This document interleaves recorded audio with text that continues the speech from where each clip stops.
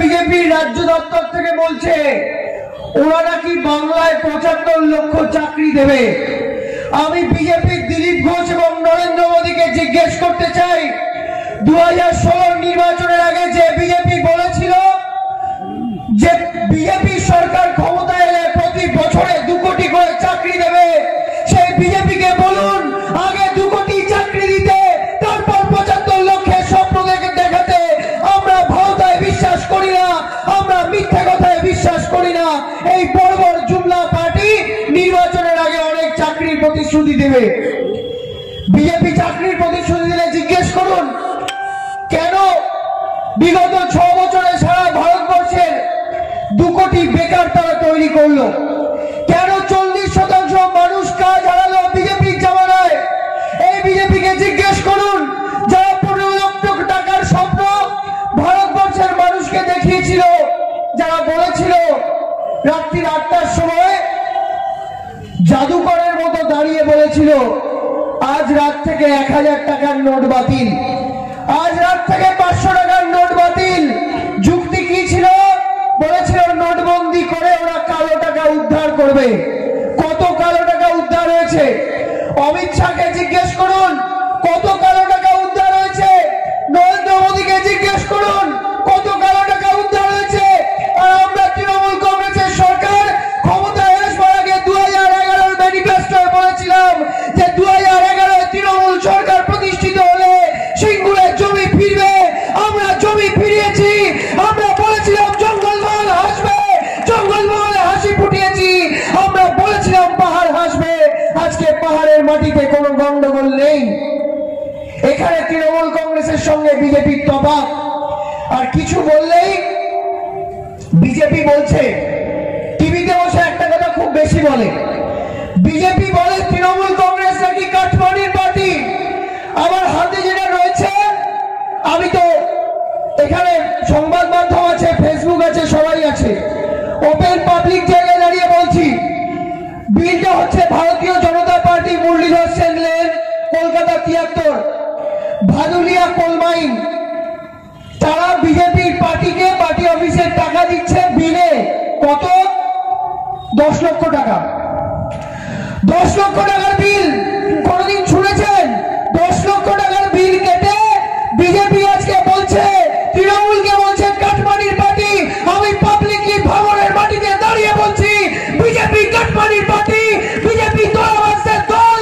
এই বিজেপি দল বাংলার মানুষের তোলাবাজির টাকা নিয়ে, বাংলার মানুষকে চাকরির প্রতিশ্রুতি দিয়ে টাকা তুলে, কোল মাইন থেকে টাকা তুলে, কয়লা পাচারের দল বিজেপি, গরু পাচারের দল বিজেপি, নারী পাচারের দল বিজেপি।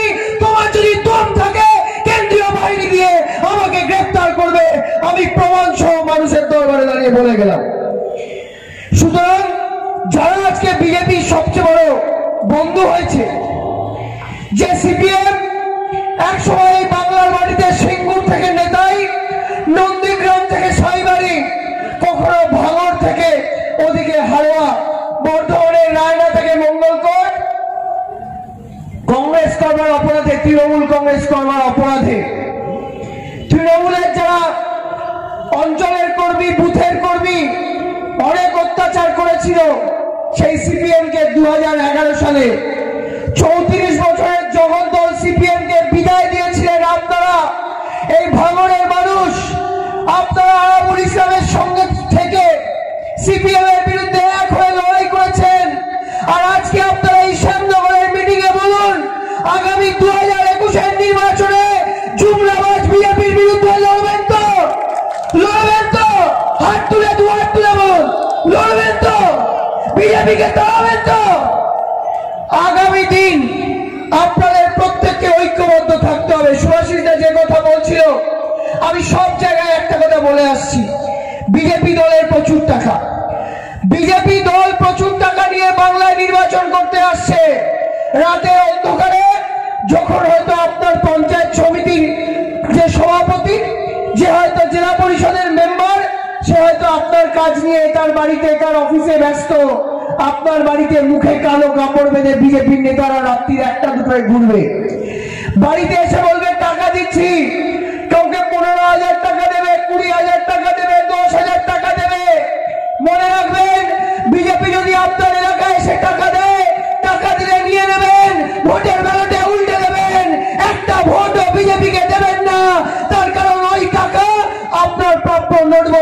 টাকা, আপনার প্রাপ্য জিএসটির টাকা, আপনার প্রাপ্য 100 দিনের কাজের টাকা, ওই টাকা বাংলার গ্রাম সড়ক রাস্তার যোজনার টাকা, ওই টাকা বাংলা আবাস যোজনার টাকা, যে টাকা বিজেপি বাংলাকে দিচ্ছে না। আর আজকে এই ভাঙনের মাটি যখন উন্নয়নের জোরে, উন্নয়নের কর্মসূচি নিয়ে ভাঙনের মাটিতে যখন মানুষ মমতা বন্দ্যোপাধ্যায়কে আশীর্বাদ করেছেন, তখন বাইরে থেকে কেউ কেউ এসে এই ভাঙনের মাটিকে বারবার বিরক্ত করবার, বিব্রত করবার চেষ্টা করছে। আমি তাদের উদ্দেশ্যে বলতে চাই, আবুলদার তৃণমূলের পতাকা নিয়ে অনেক লড়াই করেছেন। ভাঙনের মাটিতে বাইরে থেকে যারা আসছেন তারা আগে হাকুমুলের বিরুদ্ধে লড়ে দেখুন, বাহারুলদার বিরুদ্ধে লড়ে দেখুন, পরে আরাবুল ইসলাম, সুভাষিস চক্রবর্তীদের ধরবেন, দেখবেন এই ভাঙনের মাটিতে তারা জব্দ হয়ে যাবে। এই সিপিএম আজকে বিভিন্ন জায়গায়, বিভিন্ন বিশ্ববিদ্যালয় থেকে আমার সঙ্গে এসছে, যাদবপুর বিশ্ববিদ্যালয় থেকে সৌপায়ন ঘোষ, আমার সঙ্গে আছে প্রেসিডেন্সি থেকে শুভম, দক্ষিণ কলকাতা তৃণমূল ছাত্র পরিষদের সেক্রেটারি। এই বিশ্ববিদ্যালয়গুলো থেকে কেউ কেউ এই ভাঙনের মাটিতে ঢুকে ভাঙনের মাটিকে অশান্ত করবার চেষ্টা করছে।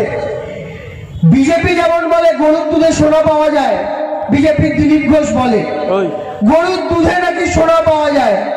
আর কেউ কেউ বাইরে থেকে আপনাদের এখানে এসে বলেছিল যে ভাঙনের মাটিতে যদি পাওয়ার গ্রিড হয় তাহলে নাকি গর্ভস্থ সন্তানের ক্ষতি হবে। সুতরাং যারা আপনাদেরকে এসে বিজেপি থেকে টাকা নিয়ে, যে সিপিএম আজকে বিজেপির কাছে বিক্রি হয়ে গেছে, তাদের কাছে ভাঙনের মাটিকে জব্দ হতে দেবেন না। আপনারা ভাঙনের মানুষ, রুখে দাঁড়িয়ে আপনারা ভাঙনের বুদ্ধিমান মানুষ। এই পাওয়ার গ্রিড আপনাদের আশীর্বাদে, আপনাদের দোয়ায় হয়েছে, তাই জন্য ভাঙনের ঘরে ঘরে আলো জ্বলেছে। ভাঙনের ঘরে ঘরে, নিউ টাউনের ঘরে ঘরে, হারোয়ার ঘরে ঘরে, রাজারহাটের ঘরে ঘরে আলো জ্বলেছে। এই পাওয়ার গ্রিডের অবদান যদি কারোর থেকে থাকে সেটা ভাঙনের মামাটি মানুষের।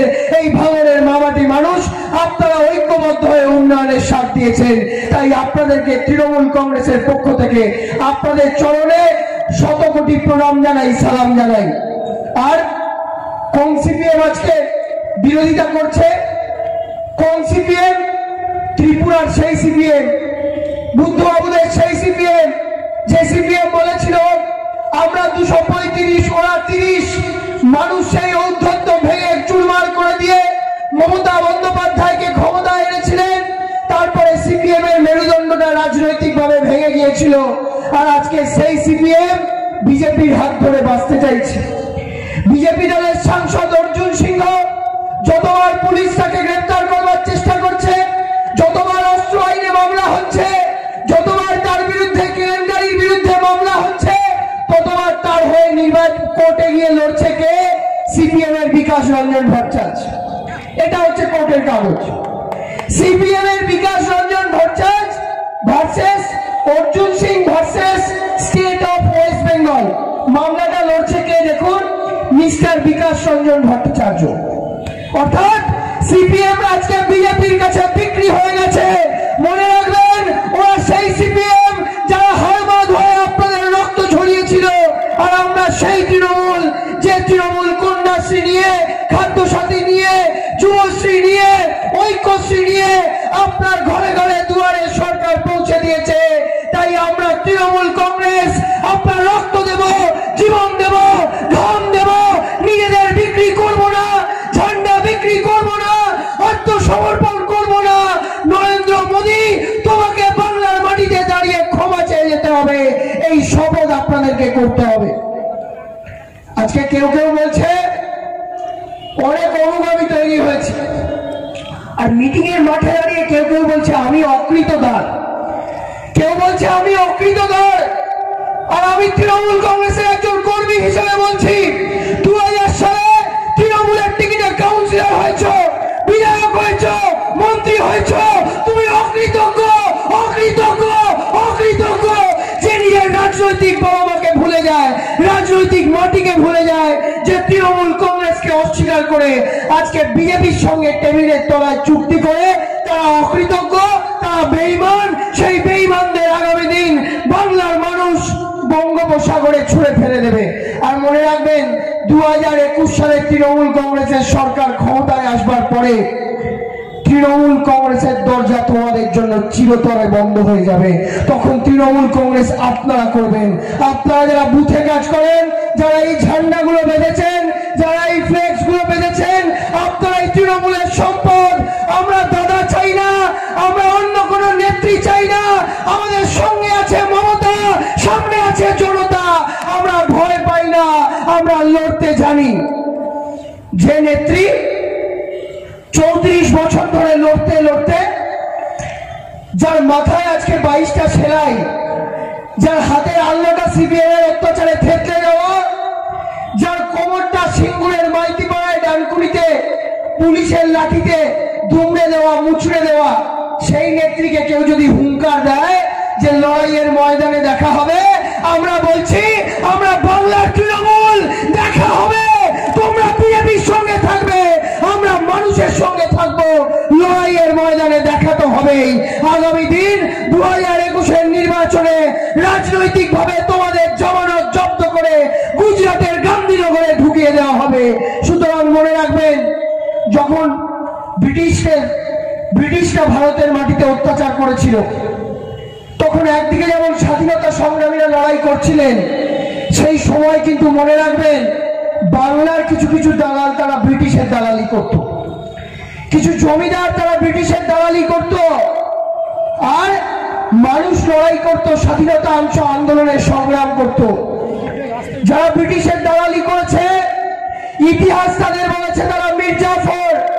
যারা ব্রিটিশের দালালি করেছে, ইতিহাস তাদের বলেছে বেঈমান। আর আজকে ছেলে ঘুমিয়েছে, পাড়া ঝুলিয়েছে, বিজেপির বর্গী কৈলাস বিজয় বর্গী দেশে এসেছে। আমরা যখন লড়ছি তখন কিছু বেঈমান সেটিং করছে। যারা সেটিং করছেন, আগামী দিন মনে রাখবেন বাংলার মানুষ তোমাদেরকে চিরতরে সেট করে বিজেপির সঙ্গে গুজরাটের গান্ধীনগরে ঢুকিয়ে জামানত জব্দ করে দেবে। বাংলার মাটিতে একটা ফ্লেক্সও থাকবে না, একটা ব্যানারও থাকবে না। মনে রাখবেন, আমি শ্রদ্ধা করি,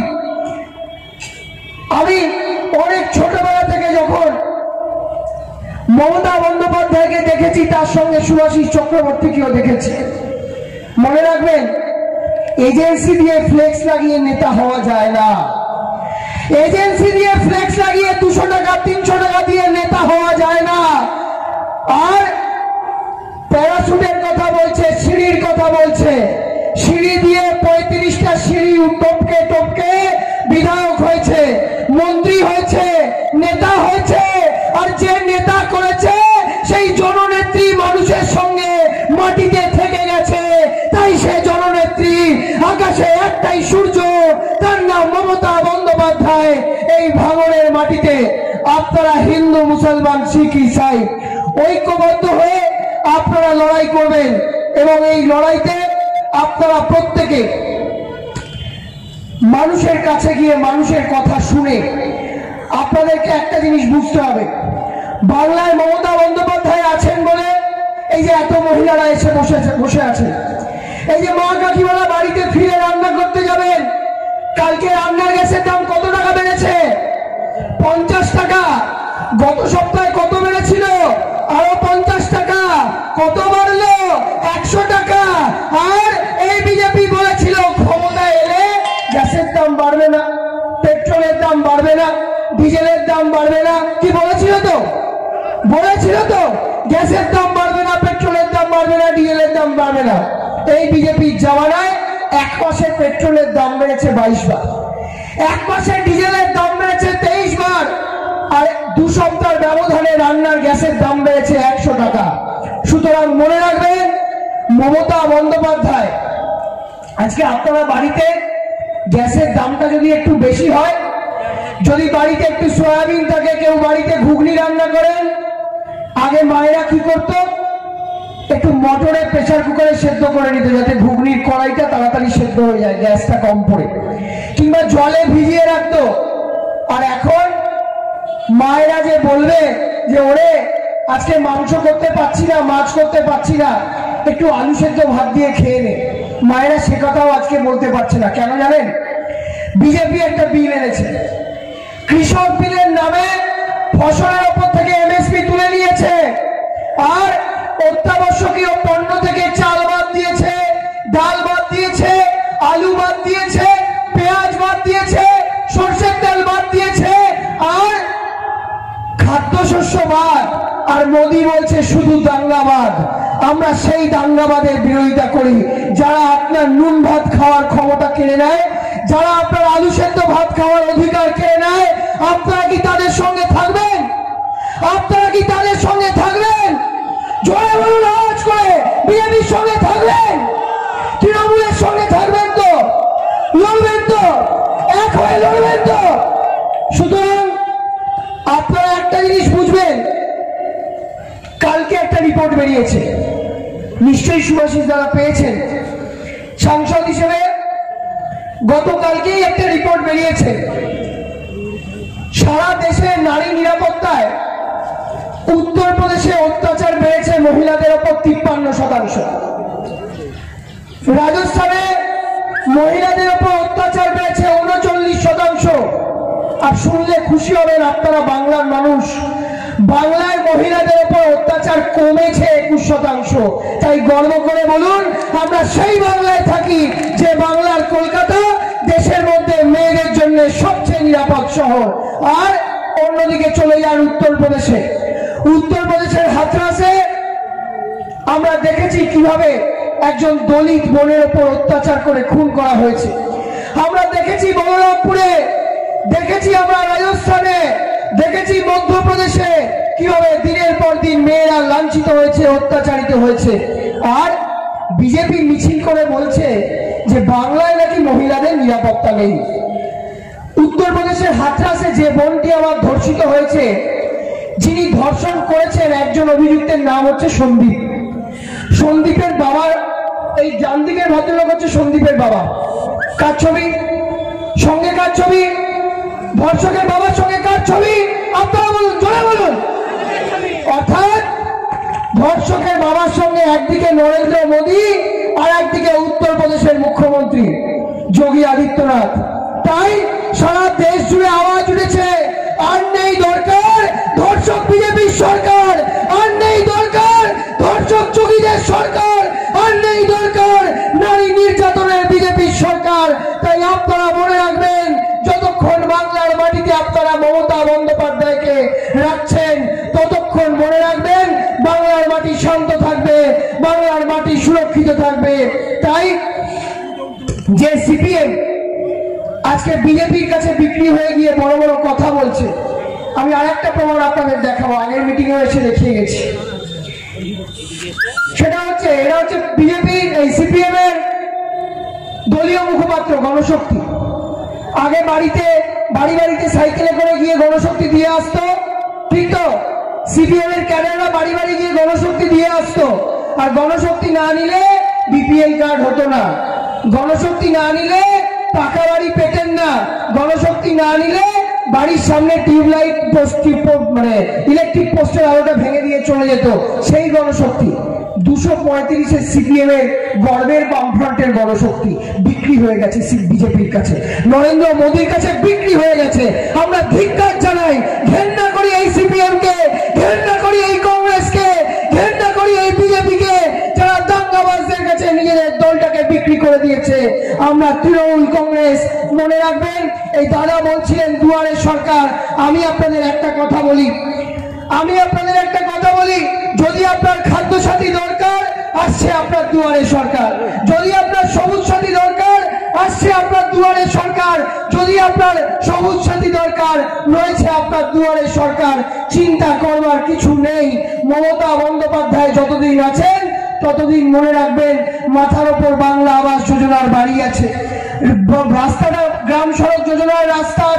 ইউনিকম এখানে সহজ কিস্তিতে নামি দামি কোম্পানির মোবাইল সুলভ মূল্যে পাওয়া যায় এবং বিভিন্ন কোম্পানির fridge, mixer machine, AC, LED TV, home theatre ও বিভিন্ন ইলেকট্রনিক দ্রব্য সুলভ মূল্যে বিক্রয় করা হয়। ঠিকানা চিনিপুকুর রোড, কাশীপুর, দক্ষিণ 24 পরগনা। বিস্তারিত জানতে কল করুন 9153200300 নম্বরে।